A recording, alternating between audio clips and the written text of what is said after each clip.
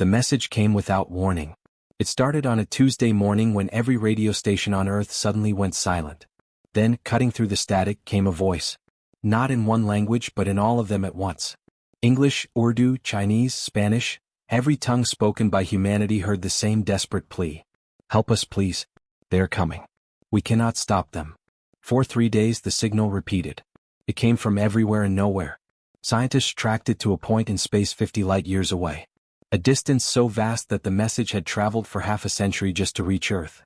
Yet somehow, impossibly, it spoke perfect human languages.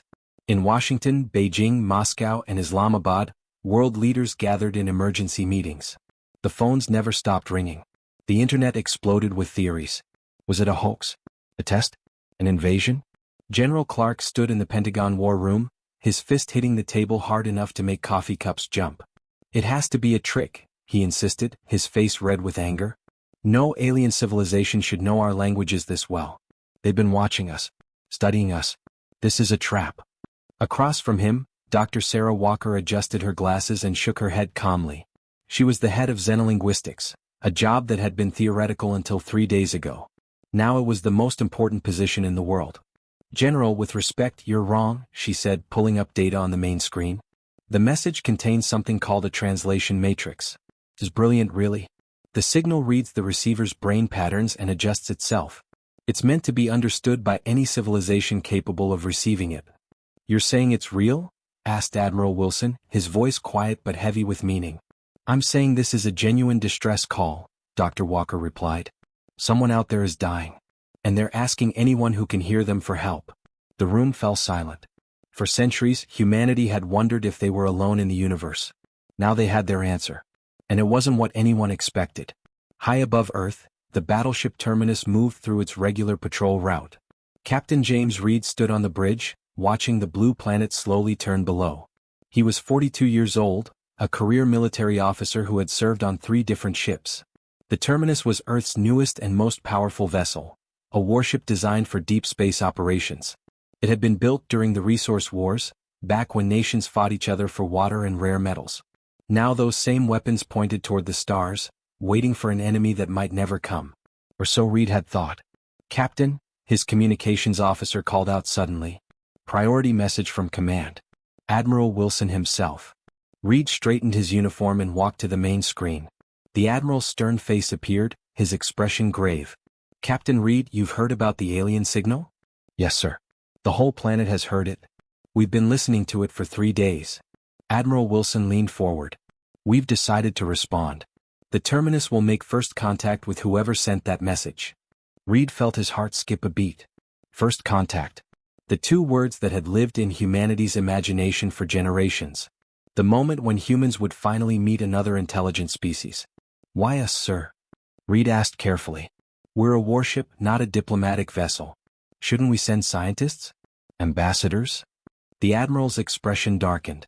Because the message is a call for help against something that's killing them. If we're walking into danger, I want our best ship out there. I want our strongest crew. And I want a captain who knows how to handle the unexpected. Reed nodded slowly, understanding the weight of what was being asked. When do we leave? 72 hours. We're loading supplies and personnel now. The world governments have united on this, Reed. Every nation has agreed. This is humanity's chance to join whatever's out there. Don't waste it. The screen went dark. 3 days later, the Terminus was ready. Captain Reed stood on the bridge, looking out at Earth one last time. His crew of 400 waited in silence, each of them understanding that nothing would ever be the same again. Reed opened the ship-wide communication channel. His voice carried to every deck, every cabin, every corner of the massive vessel.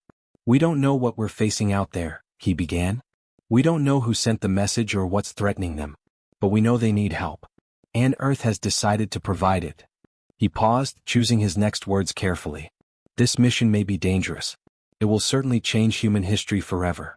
Some of you are scared. That's good. Fear keeps us sharp. But remember, someone out there is more scared than we are. Someone is dying. And we're going to save them. The crew stood straighter. Hands moved to stations. The Terminus hummed with power as its experimental faster-than-light drive began charging. All stations report ready, Reed ordered. One by one his officers confirmed. Engineering ready. Weapons ready. Navigation ready? Medical ready? Reed took a deep breath. Engage the drive. The terminus disappeared from Earth's orbit in a flash of light that briefly outshone the sun. For a moment, it seemed like a second sunrise had occurred. People on the ground looked up and wondered what would happen next. In the depths of space, traveling faster than light itself, the warship carried humanity's first ambassadors to the stars. None of them knew that the beings who sent the distress call were watching their approach with growing fear. The aliens had called for help from anyone who would listen. They never imagined that Death Worlders would answer. The journey took 3 weeks. 3 weeks of traveling through a darkness so complete that stars seemed like distant dreams. The crew of the terminus prepared themselves, running drills and studying what little they knew about alien contact. But nothing could prepare them for what waited at the end. When they finally dropped out of faster-than-light travel, Captain Reed stood frozen at the sight before him. "My God," Lieutenant Adams whispered beside him. A massive space station hung in orbit around a blue-green planet. It was unlike anything human engineers had ever designed. Where human ships were angular and efficient, this station flowed like water. Sweeping curves connected transparent sections filled with gardens. Towers of crystal caught the light of the distant sun and scattered it in rainbow patterns. It looked more like art than architecture. "It's beautiful," said Dr. Chin, the ship's xenobiologist. "I've never seen anything so peaceful." Reed studied the station carefully. Something bothered him, but he couldn't quite identify what. Then it hit him. "There are no weapons," he said quietly. "No defense platforms. No shield generators. Nothing." Adams checked her tactical screen. "You're right, sir. The station is completely defenseless. I'm not even reading basic point defense systems." Before Reed could respond, the communications officer called out. "Captain, we're being hailed." On screen. The view screen flickered to life, and the bridge crew collectively held their breath. The alien that appeared was like nothing from Earth. Its body was slender and graceful, covered in skin that shimmered with iridescent colors. Forearms moved in nervous gestures. Large eyes, dark and deep, widened visibly when they saw the humans. You came," the alien said, its voice translated through the same matrix that had delivered the distress call. "We did not expect a response from your kind." Reed stepped forward, trying to appear non-threatening despite standing on the bridge of a warship. "I'm Captain James Reed of the Earthship Terminus. We received your distress call. We're here to help." The alien's body trembled slightly. All 4 arms clasped together in what seemed like a gesture of prayer or relief.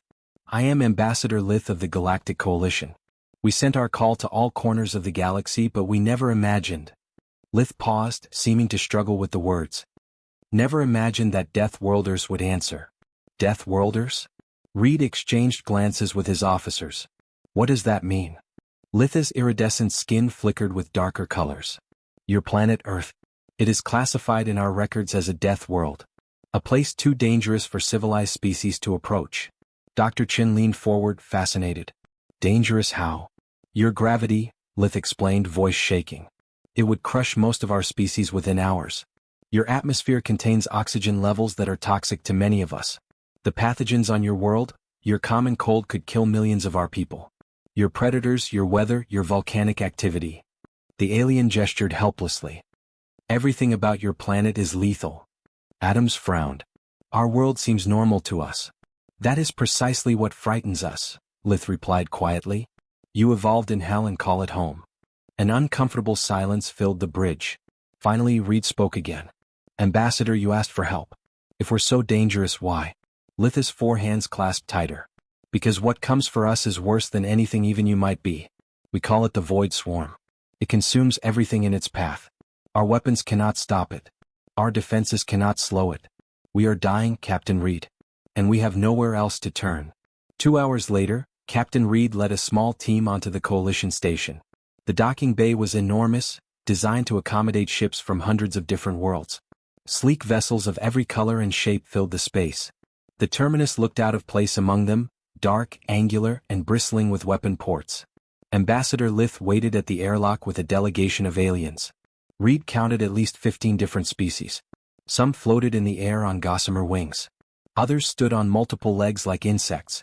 One appeared to be made entirely of living crystal, light dancing through its transparent body. "Welcome to Harmony Station," Lith said, maintaining a noticeable distance of at least 3 meters from the humans. "Please forgive our caution. Your biology is concerning to us. Reed nodded, trying to make the gesture seem friendly. We understand. We come in peace and to offer whatever help we can. The crystal being stepped forward, its voice like wind chimes. I am Elder Glint of the Council. Your ship, it is a weapon, is it not? Reed decided honesty was best. It's a battleship. Built for defense and combat, yes. A wave of whispers passed through the alien delegation. Several stepped back. One small creature with 6 eyes and purple fur suddenly collapsed, falling unconscious into the arms of its companions. Are they okay? Dr. Chin asked with concern. Xylix will recover, Lith assured them. But you must understand, your entire vessel is designed for war. We had heard rumors that Death Worlders built such things, but to see it in reality. The alien's voice trailed off. Lieutenant Adams crossed her arms. You asked for help against something that's killing your people. What did you expect us to arrive in? Perhaps scientists, said a small, bird-like alien nervously. Diplomats. Researchers who study aggressive species. Not warriors, Elder Glint finished, its crystal body pulsing with anxious light. Never warriors. Reed looked around at the beautiful station. Everything was designed for comfort and aesthetics. Art decorated the walls. Gardens grew in open atriums. Gentle music played from hidden speakers. It was a place built by people who had never known fear.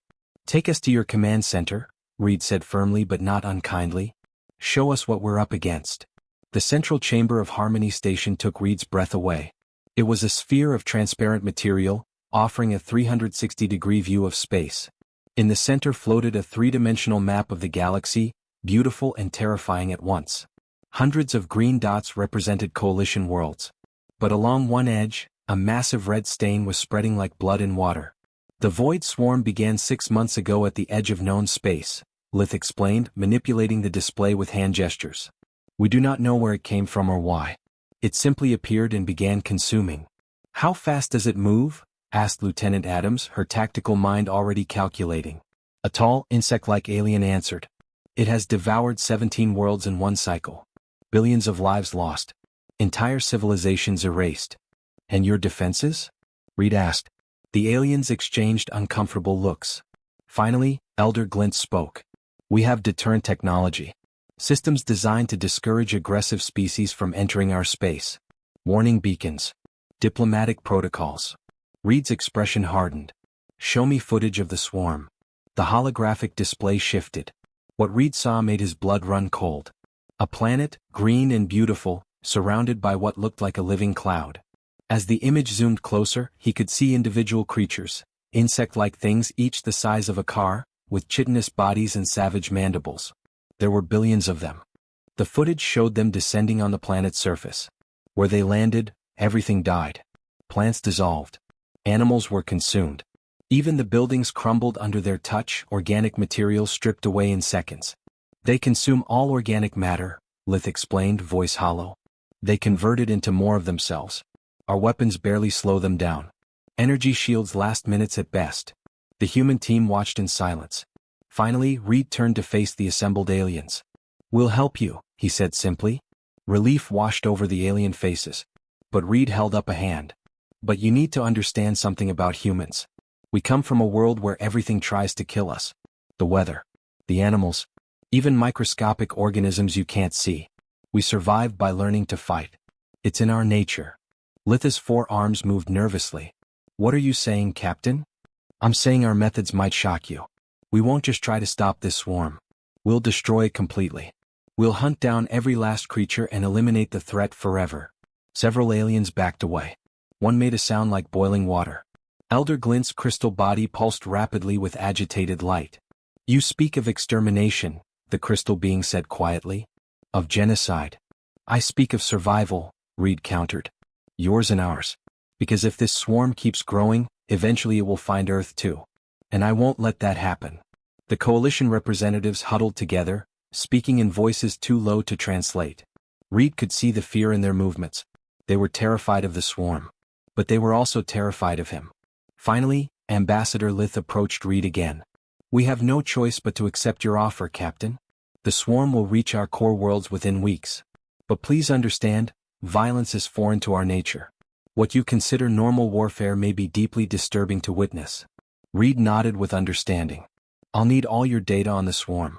Biology, behavior patterns, weaknesses if you've found any. And then? Lith asked. Then I contact Earth. We're going to need more ships. As the humans turned to leave, Elder Glint moved closer to Ambassador Lith. Its crystalline voice was barely a whisper. Have we made a terrible mistake? These Death Worlders seem as dangerous as the swarm itself. Lith watched the humans walk away, their heavy footsteps echoing through corridors designed for lighter species. Perhaps, Lith admitted quietly. But the swarm gives us no choice. We must hope that these warriors from the Death World can save us. The ambassador paused. And that they will leave peacefully when their task is done. In the distance, the red stain on the galactic map continued to grow, consuming world after world. The coalition had called for help from anyone who would listen. Now they would learn what happens when monsters answer a distress call. Doctor. Elisa Morgan had not slept in 3 days. The laboratory aboard the Terminus was small, cramped, and filled with equipment that hummed constantly. Under bright white lights, she hunched over a microscope, studying samples of the void swarm that the coalition had provided. Her eyes were red from exhaustion, but they burned with fierce concentration. Fascinating, she muttered to herself, adjusting the lens. Absolutely fascinating. Lieutenant Adams stood nearby, watching the scientist work. She had been assigned to monitor Morgan's progress and report directly to Captain Reed. Have you found anything useful, Doctor? Morgan looked up, her face breaking into a tired smile. Oh yes. Everything has a weakness, Lieutenant. Even something as terrifying as the swarm. She gestured to the screen beside her microscope. On it, magnified thousands of times, was a single swarm cell. It pulsed with sickly green light, dividing and multiplying even as they watched. Their cellular structure is unlike anything in Earth's biological database, Morgan explained. But here's the interesting part, they're all connected through a biological network.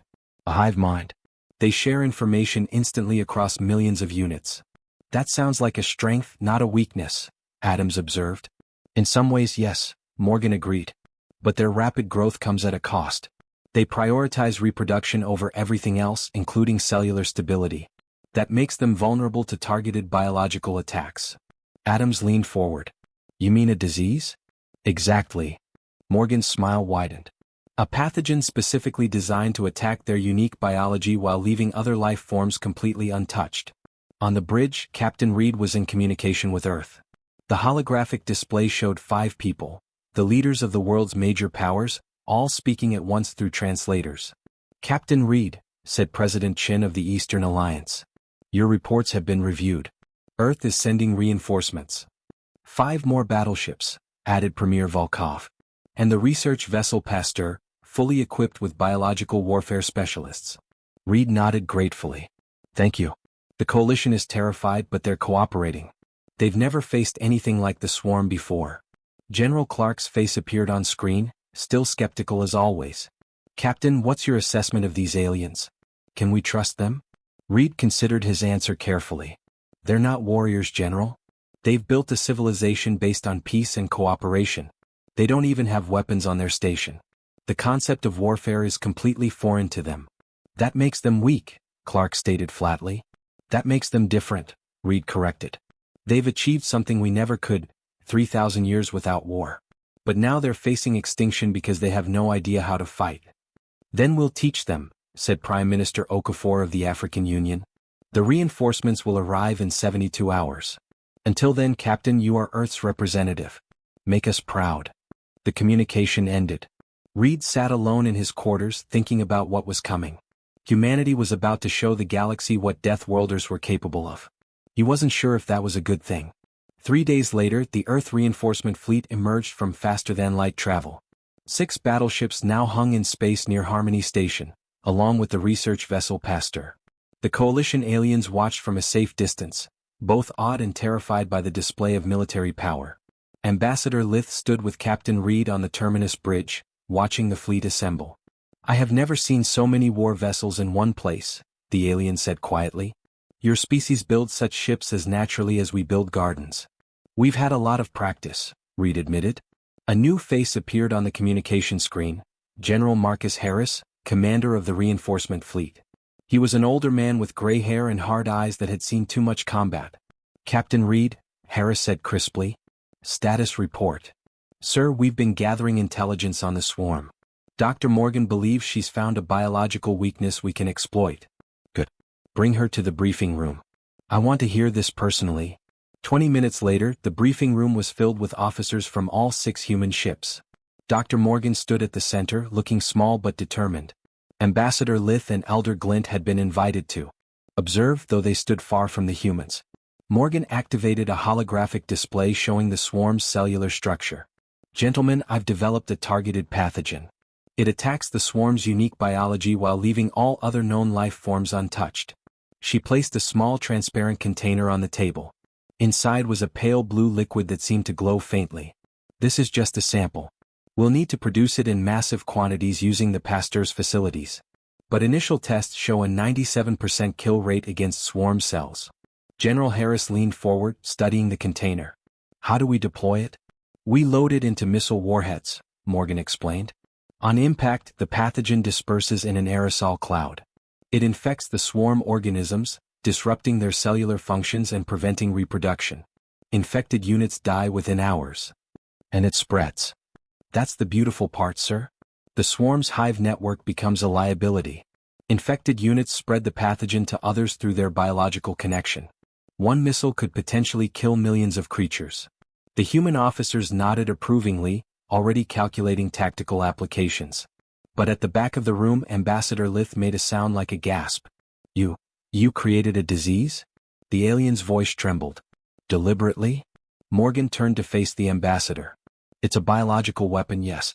Designed specifically to combat the swarm. This is forbidden, Lith whispered. Life should not be weaponized. This goes against everything the Coalition believes. Elder Glint's crystal body pulsed with agitated light. Its voice rose to a high pitch.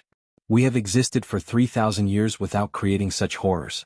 How can you do this so easily? How can you create death with such efficiency? The room fell silent. The human officers exchanged uncomfortable glances. Finally, Captain Reed stood and faced the aliens directly. Because we've done it before, he said quietly. Humanity has a long history of war. We've created weapons that could destroy our entire planet. We've fought each other for resources, for territory, for beliefs. We've made terrible mistakes and learned terrible lessons. And you're proud of this? Lith asked, horrified. No, Reed said firmly. We're not proud. We're survivors. We learned that sometimes to protect what you love, you have to become what you hate. The swarm is killing your people by the billions, Lieutenant Adams added, her voice hard. Would you rather maintain your moral stance or save your civilization? The question hung in the air like smoke. Lith's 4 arms wrapped around the alien's body in what looked like a protective gesture. Elder Glint's light flickered weakly. I do not know, Lith finally whispered. I do not know anymore. Dr. Morgan approached the aliens slowly, her voice gentler now. I understand your concern. But please understand ours. We're not monsters who enjoy creating death. We're people trying to stop a greater evil. This weapon will save billions of lives. By ending trillions of others, Glint said quietly. The swarm creatures aren't sentient, Morgan explained. They don't think or feel. They're more like a virus than a civilization. They exist only to consume. You speak of them as though they are not alive, Lith observed. I speak of them as a threat that must be eliminated, Morgan corrected. Would you let them devour every world in the Coalition rather than use this weapon? Another long silence. Finally, Ambassador Lith spoke, voice barely audible. How would this weapon be deployed? Morgan returned to the holographic display. We've identified a strategic point called the Cygnus Gap, a natural bottleneck in space where the swarm must pass to reach your core worlds. We establish a defensive line there with all 6 battleships. She manipulated the display, showing the tactical plan. When the swarm enters the gap, we hit them with everything we have. Conventional weapons to thin their numbers, then the biological missiles to finish the job. How long until we're ready? General Harris asked. The Pasteur can begin mass production immediately. We'll have enough warheads within 48 hours. Harris nodded with approval. Then that's our timeline. All ships will move to the Cygnus Gap and prepare defensive positions. This is where we make our stand. As the briefing ended and officers filed out to their duties, Ambassador Lith remained behind. The alien approached Captain Reed hesitantly. Captain, may I speak freely? Of course, Ambassador. Lith's iridescent skin had turned a pale, sickly color. The Coalition has existed for 3,000 years without weapons of war. We resolved our conflicts through dialogue and compromise. We built a society based on mutual respect and cooperation. That's admirable, Reed said honestly. And today, Lith continued, I have watched your species create a weapon of mass destruction in 3 days. You did it without hesitation, without moral debate. You simply did it. Yes. This terrifies me more than the swarm, Lith admitted, because the swarm is a mindless threat. But you are intelligent, capable, and efficient at creating death. What happens when the swarm is defeated? Will you turn these weapons on us? Reed met the alien's large eyes directly. No, we won't. Because unlike the swarm, we have a choice. We can choose to be killers or protectors. And we choose to protect. How can I trust that? You can't, Reed said honestly. You can only judge us by our actions. We came when you called. We're risking our lives for people we just met. We're fighting your war because it's the right thing to do. He placed a hand on Litha's shoulder, feeling the alien flinch but not pull away. Sometimes, Ambassador, survival requires doing frightening things. We understand that. We've lived that truth our entire history. Maybe that's why the universe made us this way. So when the monsters come, someone knows how to fight them. Lith was quiet for a long moment. I hope you are right, Captain Reed. For all our sakes, I hope you are right. 48 hours later, the human fleet moved into position at the Cygnus Gap. The 6 battleships formed a defensive line, their weapons charged and ready. Behind them, the Pasteur worked frantically, loading the biological agent into missile warheads. On the bridge of the terminus, Reed watched the tactical display. Coalition ships were evacuating civilians from nearby worlds, their beautiful vessels racing against time. First wave of the swarm will reach us in 12 hours, Lieutenant Adams reported. Weapons status? All conventional systems ready. Biological missiles loaded and armed. Reed nodded. Send word to the fleet. Operation Cleansing Fire is a go. As the human ships prepared for battle, Ambassador Lith stood in Harmony Station's observation deck, watching the warships with mixed emotions. Elder Glint joined the Ambassador, its crystal body dim with worry. They move with such precision, Glint observed. As though they have done this countless times before. They probably have, Lith said sadly. They are Death Worlders. War is their nature. Do you think they will save us? Lith watched as the terminus powered up its weapons, lights glowing along its dark hull like predatory eyes opening in the night. Yes, the Ambassador said finally. I think they will save us. The question is, what kind of galaxy will we have when warriors like these walk among us? In the depths of space, the void swarm approached. Billions of chitinous bodies moving as one, consuming everything in their path. They had never encountered resistance that could truly hurt them.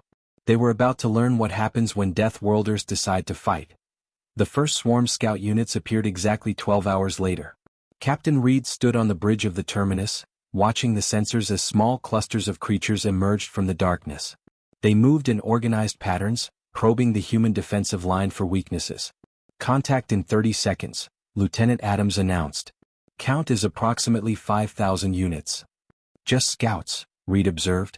They're testing us. General Harris's voice came through the communication system from his flagship.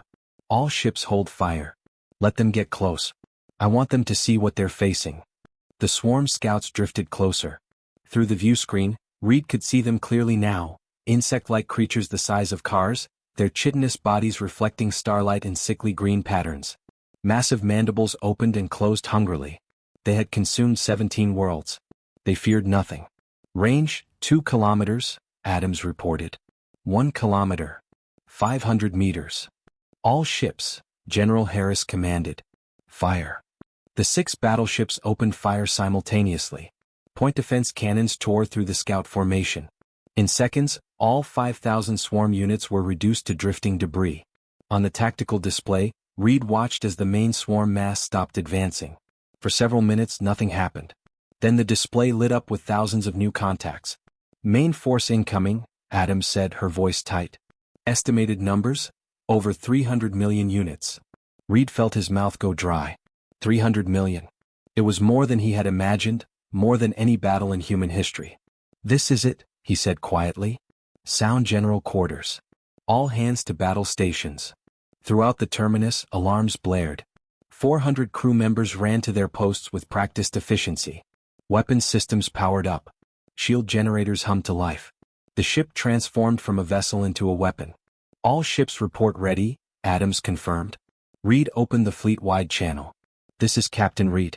In a few minutes, we'll face numbers that would make any sane person run. But we're not running. We're human. We're Death Worlders. And today we show the galaxy what that means. He paused, looking at his crew. The coalition called for help. We answered. Now we fight. For them. For Earth. For every living being that the swarm would consume. Make every shot count. The swarm hit them like a tidal wave. They came in a massive cloud, billions of bodies moving as one organism. The human ships opened fire with everything they had. Energy cannons vaporized thousands at a time. Missile swarms exploded in brilliant flowers of destruction. The darkness of space lit up like a storm of lightning. But for every 100 creatures killed, 1,000 more pushed forward. Deploy the biological weapons, General Harris ordered. From each battleship, special missiles launched. They were different from the conventional weapons. Slower, more deliberate. They pierced deep into the swarm formation before detonating. Dr. Morgan watched from her laboratory aboard the Pasteur. Her screens showed data streaming from the missiles. Dispersal successful. The pathogen is spreading. At first, nothing visible changed. The swarm continued its advance. Then, slowly, sections of the formation began to falter. Creatures that had moved with perfect coordination started drifting. Their bodies convulsed.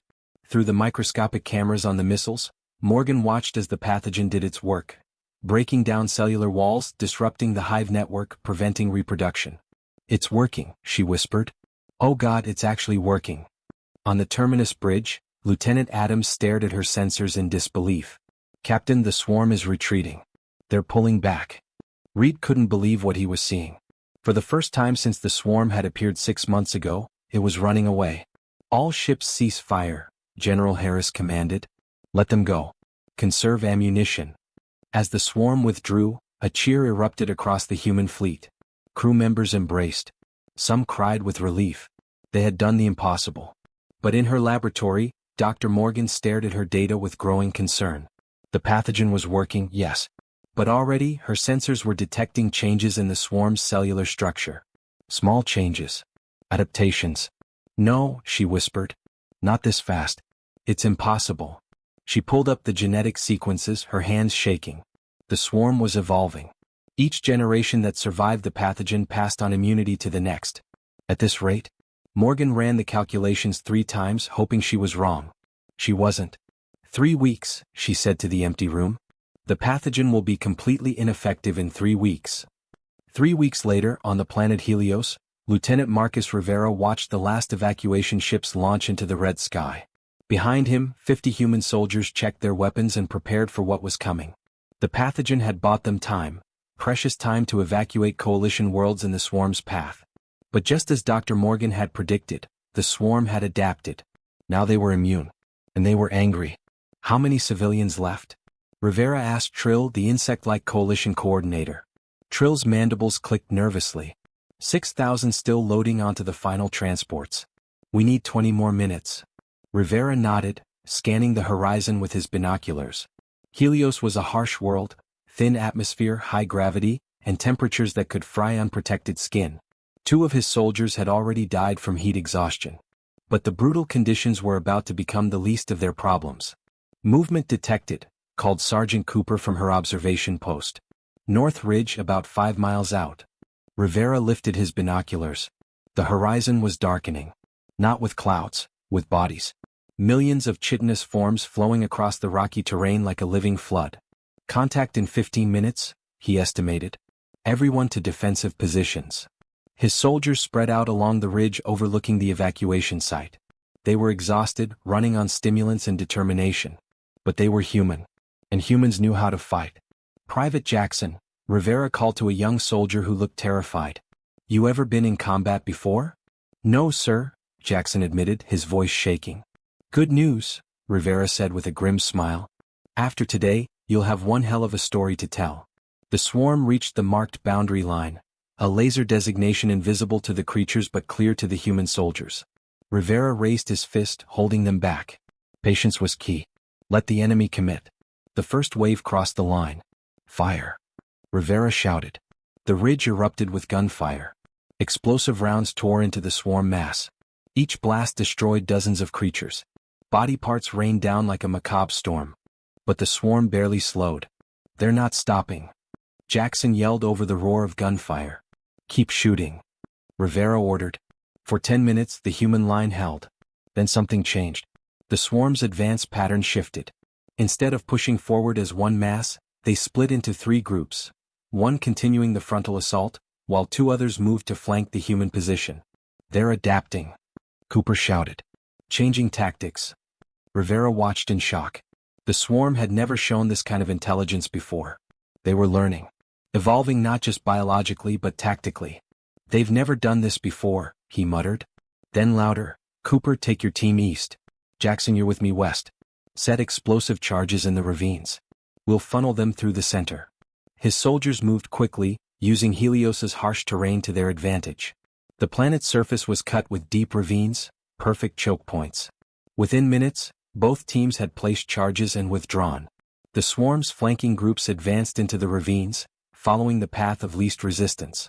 They were learning, yes. But they were learning from an enemy that had fought wars for thousands of years. "Now," Rivera commanded. Twin explosions shook the ground. Tons of rock crashed down, crushing hundreds of swarm units and completely blocking both ravines. The flanking attack was stopped cold. Now all the swarm forces concentrated on the center approach. Exactly as Rivera had planned. All units focus fire on center mass. Make every shot count. The battle became a grinding, desperate affair. The humans held the high ground, their weapons carving into the swarm with devastating effect.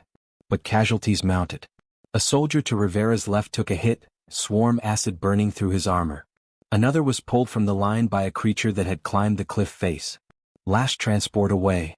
Trill's voice crackled over the radio. "All civilians evacuated." Rivera checked his team.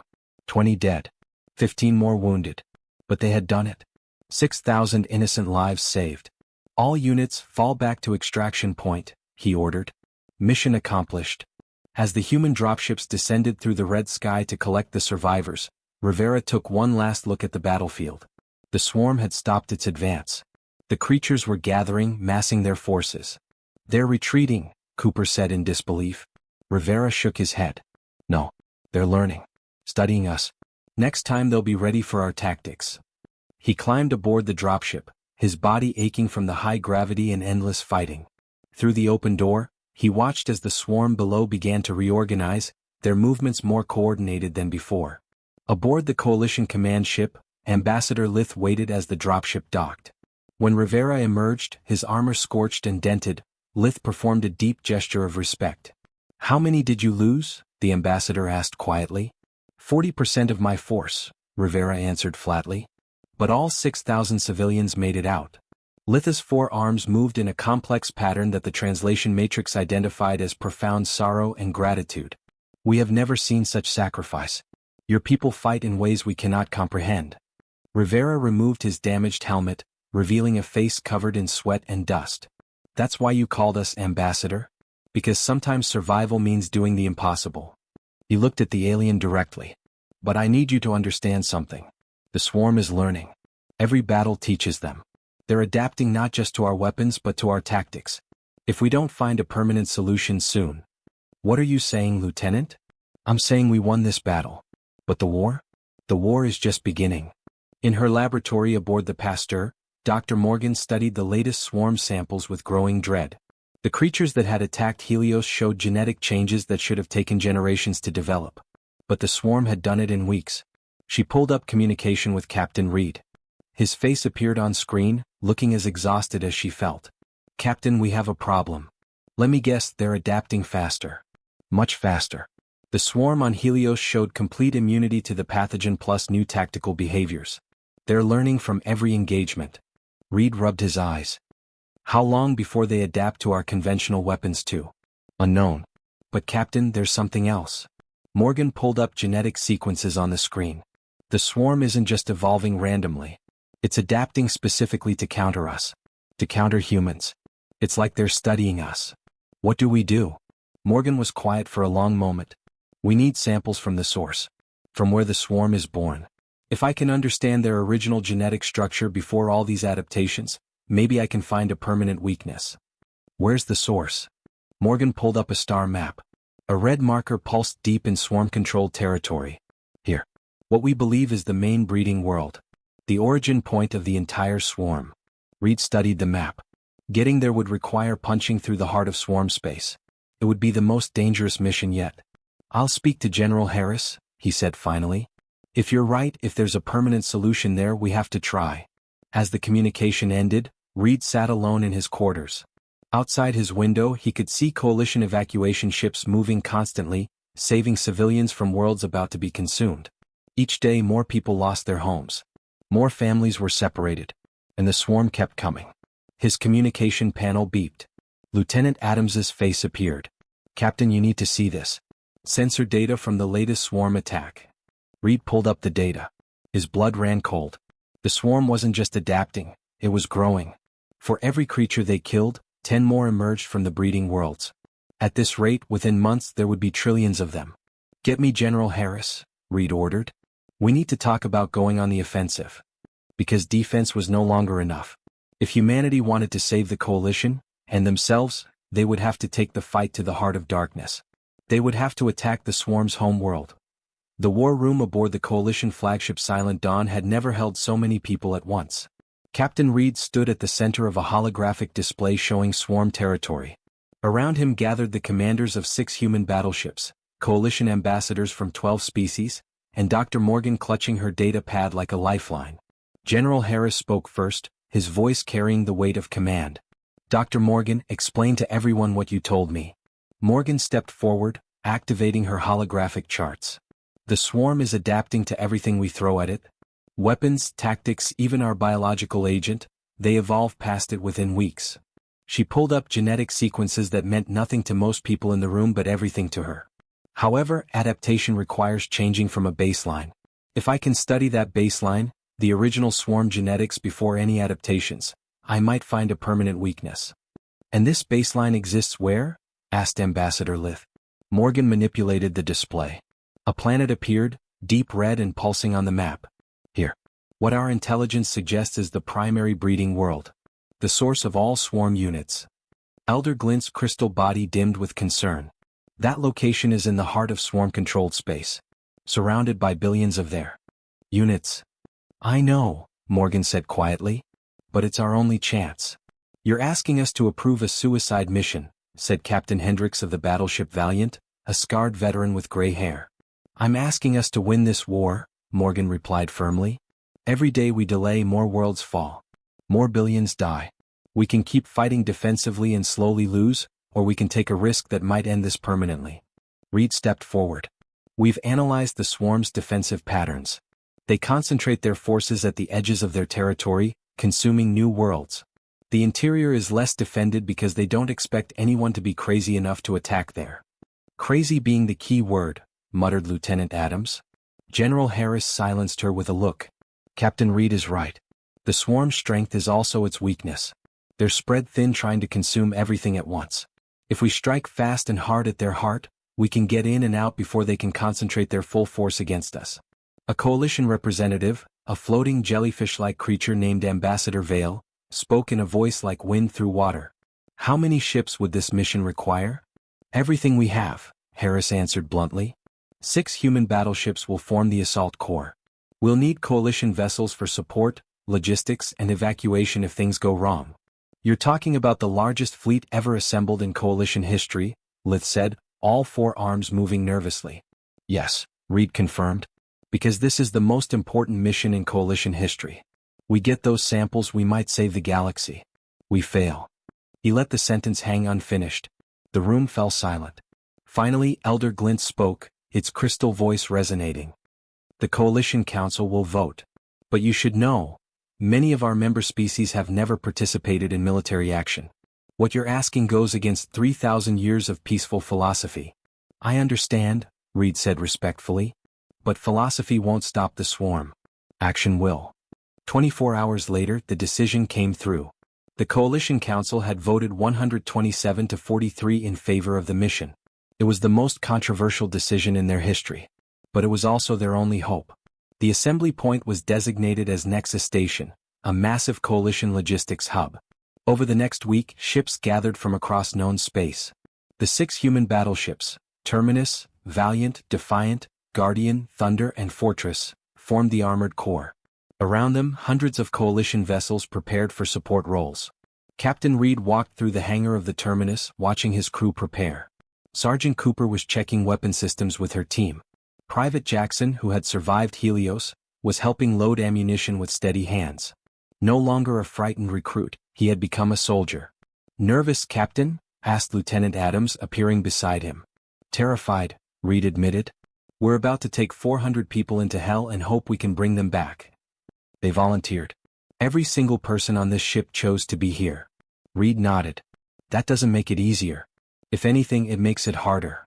Dr. Morgan approached, looking more rested than she had in weeks. "Captain, I wanted to thank you for believing in this plan."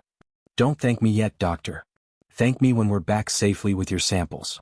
"If we get those samples, I can end this war," Morgan said with quiet confidence. "I'm certain of it." "Then let's make sure we get them." The fleet departed Nexus Station in the largest military formation the Coalition had ever witnessed.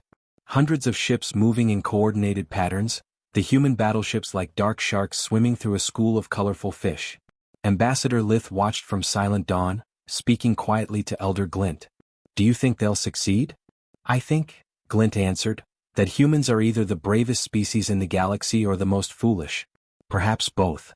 The journey to the breeding world took 6 days of continuous faster-than-light travel. As they drew closer to swarm territory, the tension aboard every ship increased. Crew members checked their equipment obsessively. Coalition support personnel prepared medical bays and evacuation protocols. On day 5 they encountered the first swarm patrols. "Contact," Lieutenant Adams announced. "Swarm defensive units. Count is approximately 50,000. Reed studied the tactical display. "All ships, battle formation Alpha. Coalition vessels fall back to safe distance. Battleship group, prepare to engage."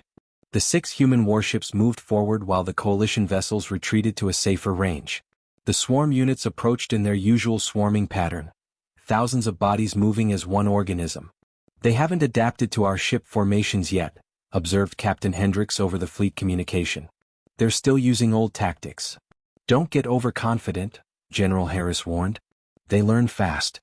The battle was brief but brutal. The human battleships tore through the swarm patrol with practiced efficiency. But Reed noticed something troubling in the combat data. "They're not fighting to win," he said to Adams. "They're studying us." "Sir? Look at their movement patterns. They're testing our response times, our weapon ranges. They're gathering data." Adams checked the tactical recordings and her face paled. "You're right. They're learning from every engagement. Which means when we reach the breeding world, they'll be ready for us." Day 6. The fleet dropped out of faster-than-light travel at the edge of the target system. What they saw made even the veteran soldiers fall silent. The breeding world filled the view screen. A planet that had once been green and blue, now completely transformed into a single massive organism. The surface writhed with swarm activity. Mountains had been reshaped into breeding structures. Oceans had been converted into organic factories. The entire world was one giant swarm hive. And surrounding it were millions, perhaps billions, of swarm units. "Sweet, merciful God," whispered Sergeant Cooper from her weapons station. Dr. Morgan stared at the planet, her scientific mind warring with human fear. "That's it. The source. Every swarm unit in the galaxy originated from there." "Sensor readings," Reed ordered, forcing himself to focus. "Swarm units concentrated heavily around the planet," Adams reported. "Estimated numbers." She paused, recalculating. "Over 2 billion units in immediate orbit. Unknown numbers on the surface."